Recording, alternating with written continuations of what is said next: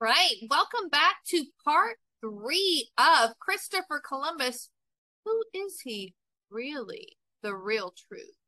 All right. So today rather, we are going to focus on the expansion of North America. So as we covered in the last video, Columbus has already landed in the Americas, which includes North and South America, and what we consider now the Bahamas and the Caribbean. So, during Christopher Columbus's exploration, yes, he was amazing at opening up travel to the Americas, and that brought a lot of good. It brought domesticated animals, values, beliefs, technology. However, it also brought disease. So Europeans killed more Native Americans or Indians, whatever title you prefer, than the concentration camps that we know of in World War II. That is a huge amount of people that were completely annihilated. And we often forget that. We think of World War II, oh, that was so horrendous, but the disease, but we will say that World War II, World War I, World War II concentration camps was deliberate, whereas when Columbus came through and the diseases that him and later on the Spaniards exposed the Native Americans / Indians to was not intentional. They did not realize it would kill them. And it was twofold. So not only did they exposed Native American and Indians to European, Spaniard diseases. Also, the Native Americans exposed the European Spaniards and went to diseases that were unknown to the European world during that time as well. So we have to look at everything completely fair. Yes, there was more of a massacre on one side, but there was definitely loss on the other as well. So, that being said, let's go to the more focused part. This is known as the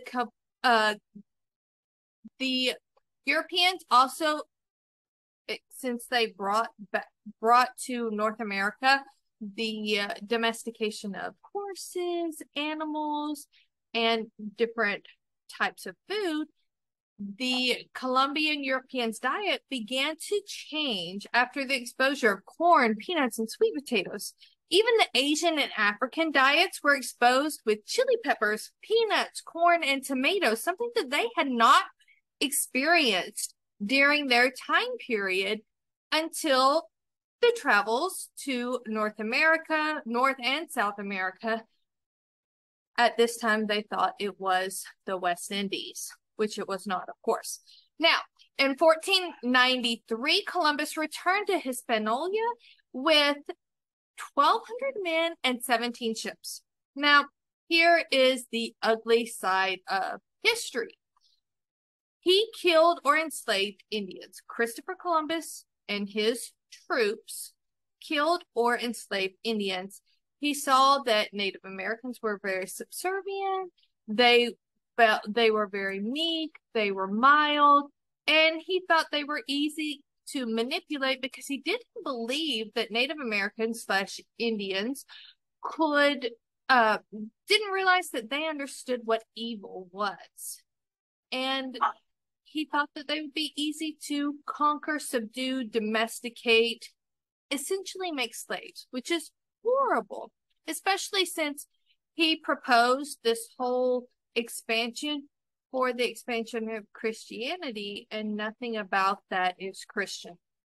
So when King Ferdinand and Isabella reportedly told Columbus to treat the Native Americans / Indians good and not to bother them, he was told to punish anyone who treated them poorly back. They were supposed to be punished. However, Christopher Columbus sent 12 out of the 17 ships. He sent 12 ships of Indians to Spain and said they were cannibals, which in fairness, some of them were, But he also said they were prisoners of war, which was not true, and sold them as slaves to make some dollars. So he also gave gifts of Indian slaves to his European counterparts. And when the king and queen of Spain found this out, they were furious. They were like, this is not what Christianity is. This is not the way we told you to behave. He was stripped of all titles, rulerships, everything. Spain was like, no way, and sent him back imprisoned to Spain.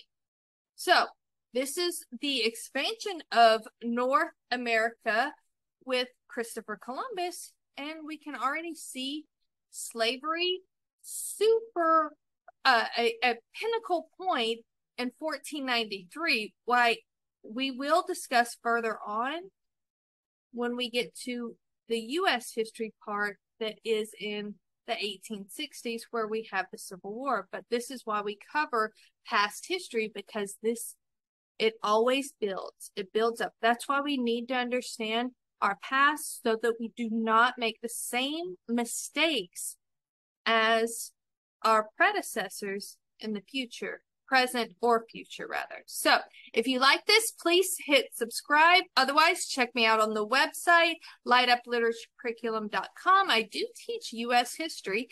Other than that, I will see you in the next part of this series. Have a great day.